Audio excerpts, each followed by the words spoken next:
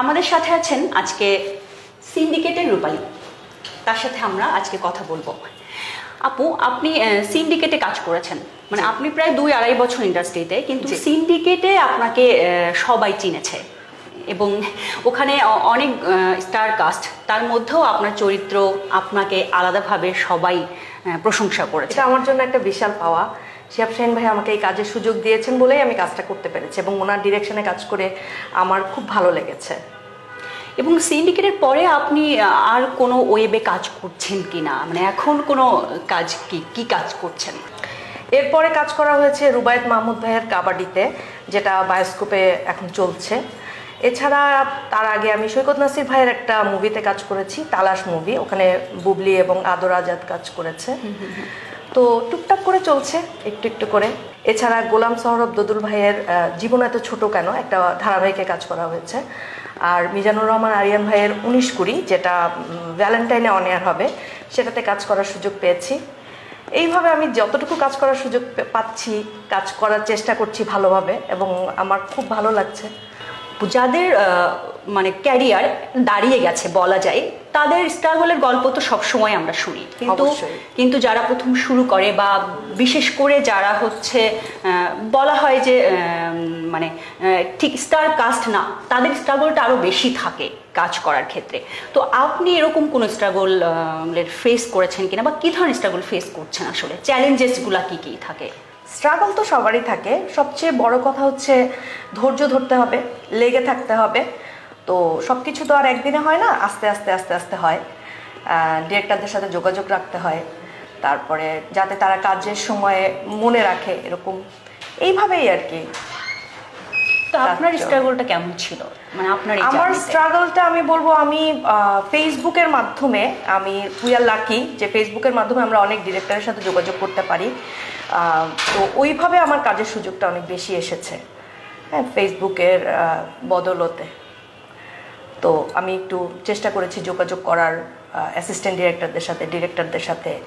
ওনারা পরবর্তীতে কাজের সময় কল করেছে এবং আমি যেটা করেছি ধৈর্য ধরে রেখেছি। ধৈর্যটা না ধরলে, লেগে না থাকলে আসলে হবে না, এসেই হুট করে তো কাজ পাওয়া যায় না। ইভেন এখনও আমি চেষ্টা করি যোগাযোগ করার। আপু, আমাদের দেশে যারা অভিনয় করে তাদের ক্ষেত্রে বলা হয় যে ফিগার মেনটেন করতে হবে, বিশেষ করে মানে মেয়ে অভিনেত্রীদের ক্ষেত্রে, নারী অভিনেত্রীদের ক্ষেত্রে ফিগার মেনটেন করতে হবে, পারলে 0 ফিগার বানিয়ে ফেলেন। তো আপনি তার বাইরে, হ্যাঁ অবশ্যই সুন্দর, আপনি অনেক সুন্দর, কিন্তু ফিগার সচেতন যে ব্যাপারটা সবাই পুশ করতে থাকে, 0 ফিগার যেটা, ওটা আমার নেই। আপনি কি ভাবেন, বা আপনি এটাকে কি মেনটেন করতে চান না, বা হচ্ছে ছেড়ে দিচ্ছেন, আপনি যেমন আপনি তেমনই কাজ করতে চান, বা তেমন ভাবেই মেনটেন করতে চান? আমি খুব লাকি, আমার ওয়েট নিয়ে এখানে খুব একটা প্রবলেম ফেস করি না।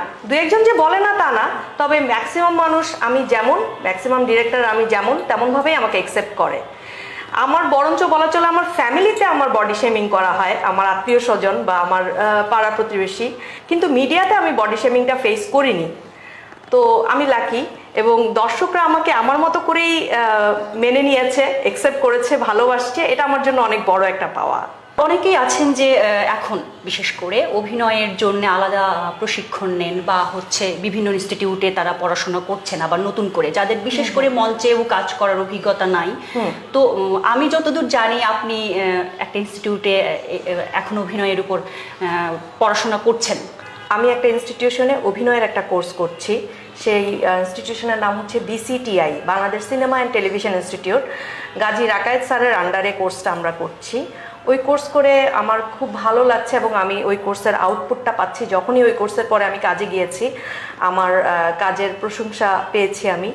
তো এটা আমার জন্য একটা বিশাল পাওয়া, কারণ আমি অভিনয় নিয়ে খুব একটা পড়াশোনা নাই আমার। আমি জাহাঙ্গীরনগর থেকে ম্যাথমেটিক্সে মাস্টার্স করেছি।